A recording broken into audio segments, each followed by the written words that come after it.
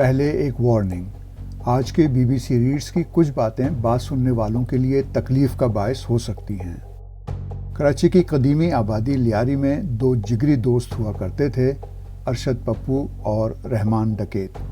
دونوں ہی اس خونی داستان کے سفاک کردار تھے جسے دنیا لیاری گینگ وار کہتی ہے۔ ارشد پپو یا رحمان ڈکیت کے پیغام یا آمد سے کسی پر بھی کپ کپی طاری ہونا معمول کی بات تھی۔ پھر ذاتی مفاد اور اناد نے دونوں کو ایک دوسرے کے خون کا پیاسا بنا دیا۔ انجام دونوں کا بھیانک ہوا۔ کیوں اور کیسے؟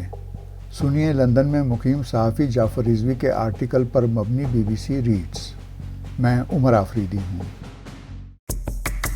آپ سن رہے ہیں بی بی سی ریڈز۔ کٹی ہوئی انگلیوں سے خون بڑی تیزی سے بہہ رہا تھا، مگر اس سے بھی زیادہ تیزی سے ارشد پپو کی زبان سے گالیاں جاری تھیں۔ مرتے بلکہ قتل ہوتے وقت بھی وہ خوفزدہ ہرگز نہیں تھا۔ آپ اس کو پپو کی بے رحمی کہیں، بہادری مانیں یا جو چاہیں سمجھ لیں۔ یہ الفاظ اس سابق سرکاری افسر کے ہیں جو اپنا نام ظاہر نہ کرنے کی شرط پر مجھے لیاری گینگ وار کے سب سے بے رحم کرداروں میں سے ایک یعنی ارشد پپو کی جرم میں لپٹی زندگی اور تشدد سے بھری موت کی کہانی سنا رہا تھا۔ ارشد پپو کو 13 سال قبل 17 مارچ 2013 کی شب اپنے بھائی اور ایک دوست کے ہمراہ ایک انتہائی مشتعل ہجوم نے شدید تشدد کے بعد قتل کر دیا تھا۔ قتل و غارت گری کی اس داستان کو سمجھنے کے لیے لیاری سے تھوڑا بہت تعارف ضروری ہے۔ 1950 اور 60 کی دہائی میں لیاری ندی کے دونوں جانب کا علاقہ مختلف جرائم پیشہ گروہوں میں بٹا ہوا تھا اور ان کے سرغنہ اپنے اپنے علاقے کے بے تاج بادشاہ تھے۔ جہان آباد سے پاک کالونی، میوہ شاہ، پرانا گولیمار اور شیر شاہ کباڑی بازار تک کے علاقوں پر حاجی لال محمد عرف حاجی لالو کا راج تھا۔ ارشد پپو نے 1972 میں انہی کے گھر میں آنکھ کھولی۔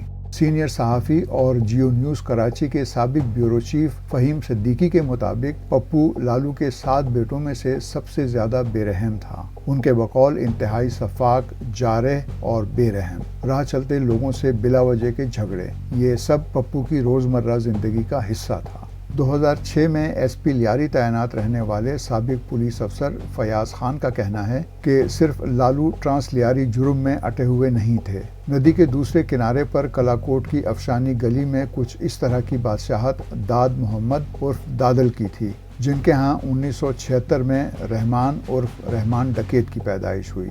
اس لیے رحمان ڈکیت اور ارشد پپو کا آپس میں دوست بننا کوئی غیر معمولی بات نہیں تھی، اور دوست بھی ایسے کہ ایک دوسرے پر جان چھڑکنے کو ہمہ وقت تیار۔ دوسری جانب ایک تیسرے جرائم پیشہ گروہ کے سرغنہ تھے اقبال عرف استاد بابو ڈکیت۔ ان کا دائرہ کار الگ تھا، مگر دھندا بڑھا تو دائرہ کار بھی پھیلا۔ دائرے ایک دوسرے میں مدغم ہونے لگے اور تصادم نے ان گروہوں کی دہلیز پر دستک دینا شروع کر دی۔ استاد بابو ڈکیت اور ارشد پپو کے باپ حاجی لال محمد عرف لالو کے درمیان پرانی رقابت تھی۔ پھر ایک دن بابو ڈکیت نے داد محمد عرف دادل کے بھائی اور رحمان ڈکیت کے چچا تاج محمد کو بھی قتل کر ڈالا۔ رحمان ڈکیت کے ایک فرسٹ کزن نے مجھے بتایا کہ جب جھگڑوں کے بعد ہمارے خاندان کے جرگے ہوتے تھے تو حاجی لالو بھی شریک ہوتا تھا۔ وہ ہمارے خاندان سے کہتا تھا، یہ لڑکا یعنی رحمان مجھے دے دو۔ لالو کو رحمان میں بہت کچھ دکھائی دیتا تھا۔ لالو ایول جینیس یعنی شیطانی ذہانت سے بھرا ہوا تھا۔ رحمان ڈکیت کے والد دادل کسی مقدمے میں جیل میں تھے، تب پڑنے والا دل کا دورہ ان کے لیے جان لیوا ثابت ہوا۔ کم عمر رحمان ڈکیت کے ساتھ باپ اور چچا کے گنے چنے ساتھی ہی تھے، جبکہ بابو ڈکیت کے پاس بہت سے کارندے۔ مشترکہ خطرے اور مفاد نے رحمان اور لالو کو ایک دوسرے کی ضرورت بنا دیا۔ ان کے بیٹے ارشد پپو کی تو رحمان ڈکیت سے پہلے ہی گہری دوستی تھی۔ لالو کی سرپرستی میں عادی جرائم پیشہ رحمان ڈکیت قتل و غارت کے اس راستے کا ایسا مسافر بنا جس نے کبھی پیچھے مڑ کر نہیں دیکھا۔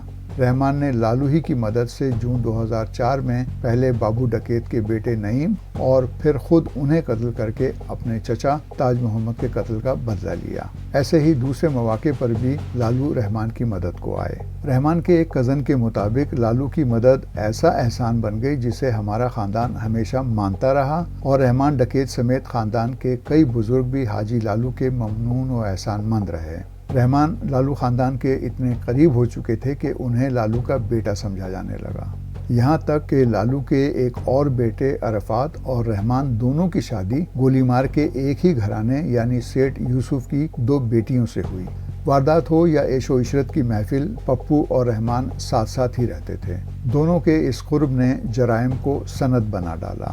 رحمان لالو اور ارشد پپو کا دھندا بڑھا تو کام کی تقسیم ضروری ہو گئی۔ صحافی فہیم صدیقی کے مطابق تب لالو، ارشد پپو اور رحمان ڈکیت کے گینگ کی نئی اور جوان قیادت نے علاقے بانٹ لیے۔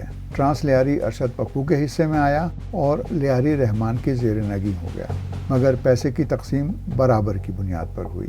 رحمان کے حصے کا سارا پیسہ اس انڈرسٹینڈنگ کے ساتھ حاجی لالو ہی کے پاس جمع ہوتا رہا کہ ضرورت پڑنے پر رحمان اپنا حصہ لے سکتے ہیں۔ جرائم کا دائرہ شہر کے دیگر علاقوں تک پھیلنے لگا۔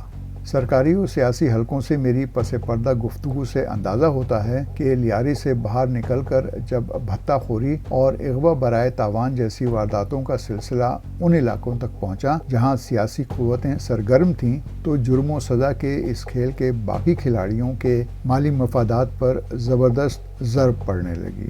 پانی سر سے اونچا ہوا تو 19 جون 1992 کو ریاست کی وہ کارروائی شروع ہوئی جسے کراچی آپریشن کا نام دیا گیا تھا۔ اس آپریشن کے مقاصد جو بھی رہے ہوں، مگر ایم کیو ایم نے شکایت کی کہ اس کے کارکنوں اور قیادت کو یک طرفہ کارروائی کا نشانہ بنایا جا رہا ہے۔ صحافی فہیم صدیقی کے مطابق شاید اسی شکایت کے ازالے اور آپریشن کو سیاسی بدنامی سے بچانے کے لیے وفاقی سطح پر فیصلہ ہوا کہ کراچی میں دیگر لسانی اکائیوں کے جرائم پیشہ افراد کے خلاف بھی کارروائی کی جائے۔ آپریشن کا دائرہ پیپلز پارٹی کے گڑھ لیاری تک پھیلانا وزیر اعظم بینظیر بھٹو حکومت کی سیاسی مجبوری بن گیا تھا۔ پولیس نے حاجی لالو کے بیٹے اور ارشد پپو کے بھائی عرفات اور رحمان ڈکیت کو گرفتار کر لیا۔ باخبر ذرائع کے مطابق حاجی لالو نے ہی دونوں کو اس یقین دہانی کے بعد پولیس کے حوالے کیا تھا کہ ان میں سے کسی کو ماورائے عدالت یا جعلی مقابلے میں قتل نہیں کیا جائے گا۔ پولیس نے ایسی کوئی یقین دہانی کروائی تھی یا نہیں، اس سے قطع نظر یہ ضرور طے ہوا تھا کہ عرفات اور رحمان کی گرفتاریاں الگ الگ ظاہر کی جائیں گی، مگر دونوں پر جو دفعات لگائی گئیں ان میں ایک بہت بڑا فرق تھا۔ رحمان ڈکیت کے قبضے سے غیر قانونی اسلحہ برآمد ہونے کی دفعہ لگائی گئی، جبکہ عرفات پر غیر قانونی اسلحہ ایکٹ نہیں لگایا گیا۔ کراچی آپریشن کے اس ماحول میں غیر قانونی اسلحہ ایکٹ کے مقدمے میں ملزم کو ضمانت ملنا بہت مشکل بنا دیا گیا تھا۔ نتیجتاً پپو کے بھائی عرفات کی ضمانت ہو گئی، مگر رحمان اندر ہی رہے۔ خاندانی ذرائع کے مطابق رحمان نے لالو سے کہا کہ ان کی ضمانت کروانے کے لیے لالو کے پاس جمع ان کی رقم استعمال کی جائے، تو لالو فوراً مکر گئے اور کہا، کون سی رقم؟ تمہارا کوئی پیسہ میرے پاس نہیں۔ لیاری گینگ وار کا حصہ رہنے والے چند سابق کارکن بتاتے ہیں کہ اس زمانے میں مجموعی طور پر کوئی 1 کروڑ کی رقم تھی جس کا تقاضا رحمان نے لالو سے کیا تھا۔ رحمان کو ضمانت تو نہیں ملی، مگر جون 1997 میں ایک پیشی پر وہ پولیس حراست سے فرار ہو گئے اور رفتہ رفتہ لیاری پر اپنی گرفت مضبوط کر لی۔ وقت گزرتا رہا اور پھر 2003 میں پولیس نے حاجی لالو کو گرفتار کر لیا۔ دھندا بیٹے ارشد پپو نے سنبھال لیا۔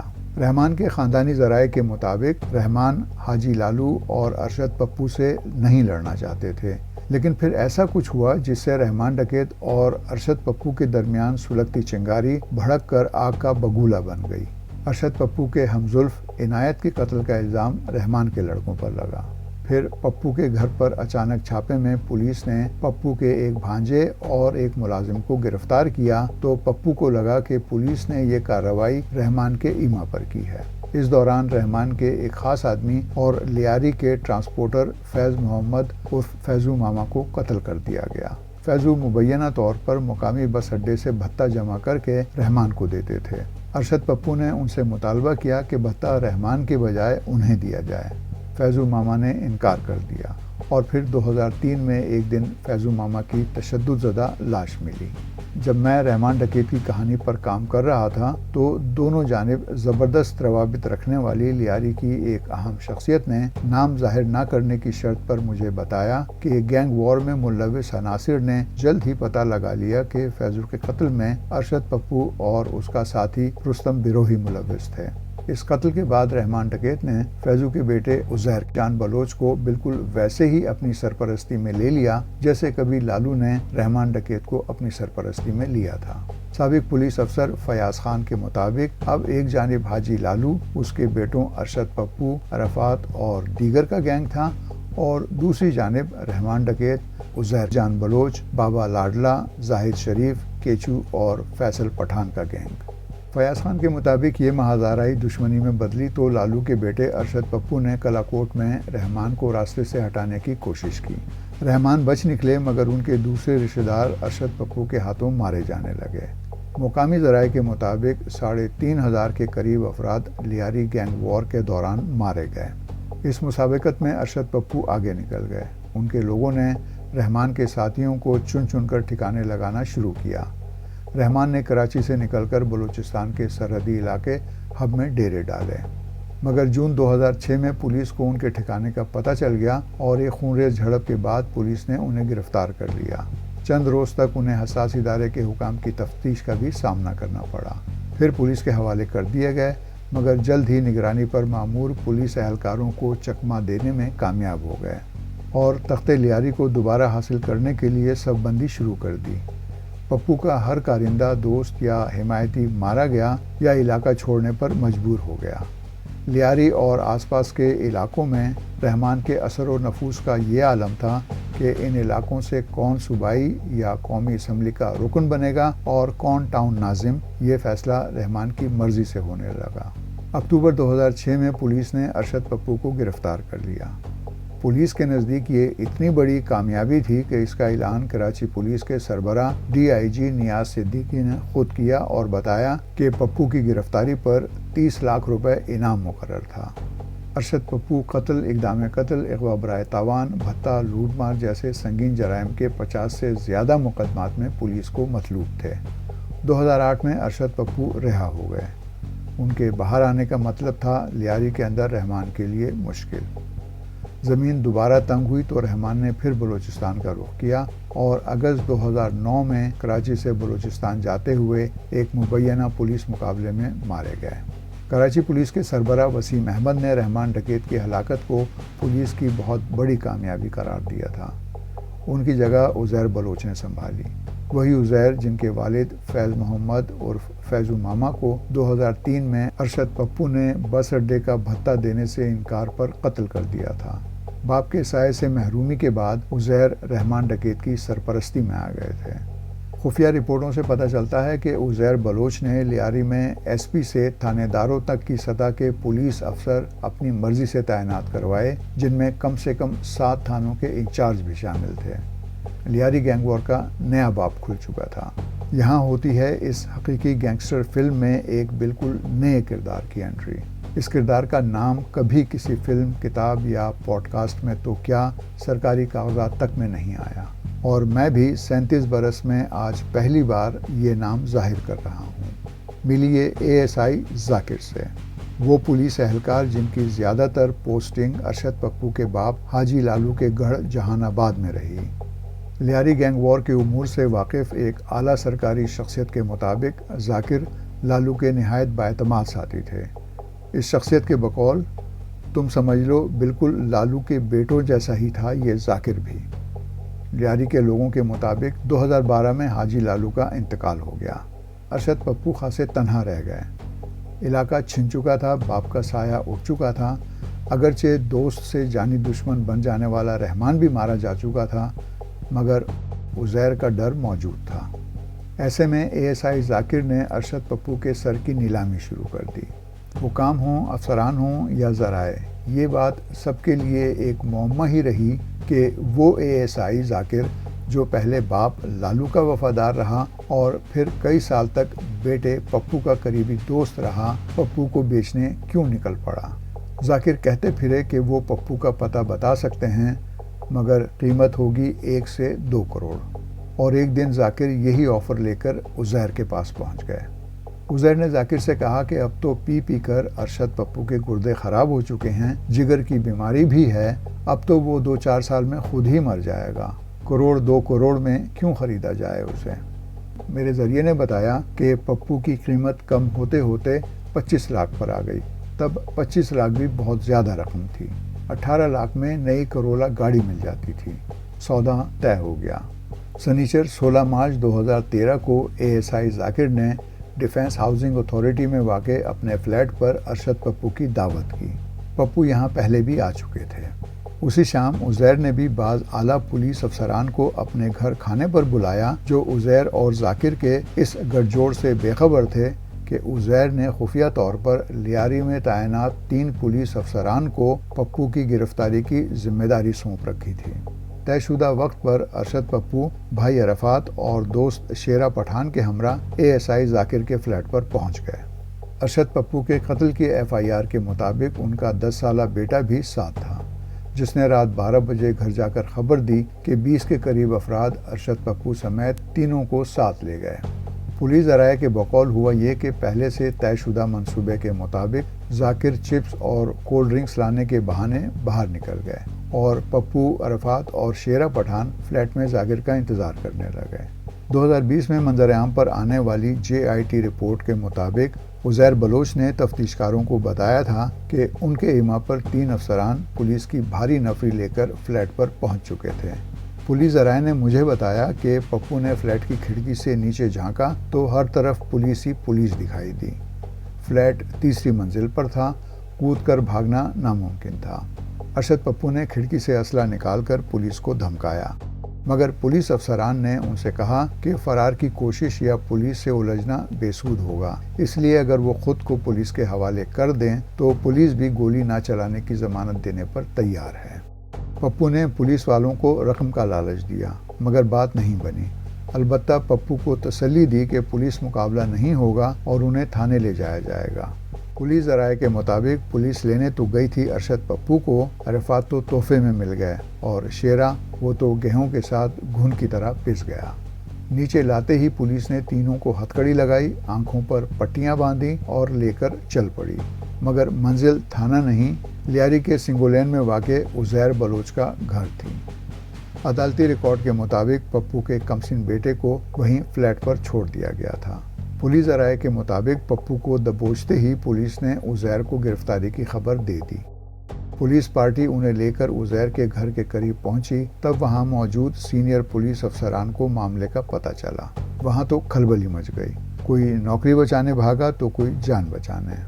جب ارشد پپو، عرفات اور شیرا کی آنکھوں سے پٹیاں ہٹائی گئیں تو سامنے عزیر بلوچ کو اپنے گینگ کے تمام وار لارڈز کے ہجوم سمیت پایا۔ انتہائی قابل اعتبار ذرائع کے مطابق عزیر ارشد پپو کو پہلے اپنی والدہ کے سامنے لے گئے اور بتایا کہ وہ اپنے باپ کے قاتل کو لے کر آیا ہے، مگر والدہ نے کہا کہ اسے میرے سامنے سے لے جاؤ، میں اسے دیکھنا بھی نہیں چاہتی۔ عزیر کے حکم پر میگا فون اور علاقے کی مساجد سے اعلانات کروائے گئے کہ لیاری میں سینکڑوں افراد کے قاتل ارشد پپو کو دھر لیا گیا ہے، اب جس کا حساب ارشد پپو کی جانب نکلتا ہے آ جائے۔ ہجوم اکٹھا ہونے لگا، ویڈیو بنائی جاتی رہی۔ دیکھتے ہی دیکھتے یہ مشتعل ہجوم ایک پرتشدد جلوس بن گیا۔ ویڈیو بنانے اور دیکھنے والوں نے بتایا کہ پپو، عرفات اور شیرا سب کو بدترین تشدد کرتے ہوئے علاقے بھر میں گھمایا گیا۔ کوئی جوتے مار رہا تھا، کوئی ڈنڈے، کوئی بجلی کے تار سے مار رہا تھا، کوئی لوہے کی سلاخ سے، کوئی تھپڑوں کی بارش کر رہا تھا تو کوئی لاتوں اور گھونسوں کی۔ کسی نے ہاتھ پاؤں توڑ ڈالے تو کسی نے ایک ایک کر کے انگلیاں کاٹیں۔ ایک سابق سرکاری افسر نے مجھے بتایا کہ اس وقت کٹی ہوئی انگلیوں سے خون تیزی سے بہہ رہا تھا، مگر اس سے بھی زیادہ تیزی سے پپو کی زبان سے گالیاں جاری تھیں۔ مرتے بلکہ قتل ہوتے وقت بھی وہ خوفزدہ ہرگز نہیں تھا۔ اب آپ اس کو ارشد پپو کی بے رحمی کہیں، بہادری مانیں، جو چاہیں سمجھ لیں، وہ حملہ آور ہجوم کو مسلسل غلیظ گالیاں دیتا رہا۔ لیاری میں میرے رابطوں کے مطابق آخرکار یہ جلوس میرا ناکا اور بروہی چوک کے قریب واقع آدم ٹی ہاؤس کے ایک گودام کے احاطے میں پہنچا۔ یہ جرائم پیشہ افراد کی آماج گاہ تھی۔ تب تک ارشد پپو، عرفات اور شیرا تینوں ہی تشدد سے ادھموئے ہو چکے تھے۔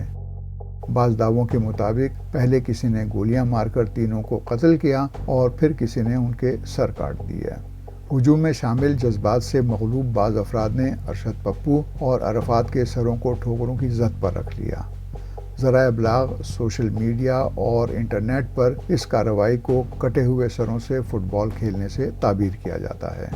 عدالتی ریکارڈ اور خفیہ رپورٹس کے مطابق خود عزیر بلوچ نے تفتیشکاروں کو بتایا کہ لاشوں کو جلا کر باقیات گٹر میں بہا دی گئیں۔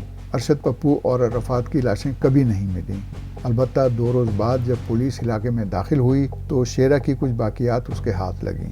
لیاری کے ایک رہائشی اور گینگ وار کے معاملات سے باخبر ایک ذریعے کے مطابق شیرہ کی آخری رسومات کے موقع پر ASI ذاکر ایک نئی کرولا گاڑی میں عسکری 3 اور کینٹ اسٹیشن کے قریب واقع شیرہ کے گھر پہنچے، مگر مبینہ طور پر پہلے سے وہاں موجود ارشد پپو کے 2 بھانجوں نے اپنے ہتھیاروں کی تمام گولیاں ذاکر کے جسم میں اتار کر ہی دم لیا۔ میری تحقیق کے مطابق ارشد پپو کو عزیر بلوچ تک پہنچانے والے 3 میں سے 2 پولیس افسر انسپیکٹر جاوید بلوچ اور چاند خان نیازی کو الگ الگ وارداتوں میں قتل کر دیا گیا۔ اطلاعات کے مطابق عزیر بلوچ 2013 میں ملک چھوڑ گئے، لیکن بعد میں انٹرپول نے انہیں گرفتار کر لیا۔ عزیر بلوچ نے دوران تفتیش ارشد پپو، ان کے بھائی عرفات اور دوست شیرہ پٹھان کو پولیس کی مدد سے اغوا کرنے اور ایک گودام میں قتل کے بعد لاشوں کو جلانے اور باقیات کو گٹر میں بہا دینے کا اعتراف کیا۔ انہوں نے یہ بھی بتایا کہ پولیس موبائلوں کا انتظام انسپیکٹر جاوید نے کیا تھا۔ عزیر نے دوسرے 198 افراد کے قتل میں ملوث ہونے کا بھی اعتراف کیا تھا۔ 2017 میں پاکستانی فوج نے عزیر بلوچ کو غیر ملکی خفیہ اداروں کو حساس معلومات فراہم کرنے کے الزام میں پاکستان آرمی ایکٹ اور آفیشیل سیکریٹ ایکٹ کے تحت تحویل میں لینے کا اعلان کیا۔ کیا لیاری گینگ وار ختم ہو گئی؟ شاید نہیں۔ اب اسے شروع کرنے والوں کی تیسری نسل اس کا حصہ بنتی جا رہی ہے۔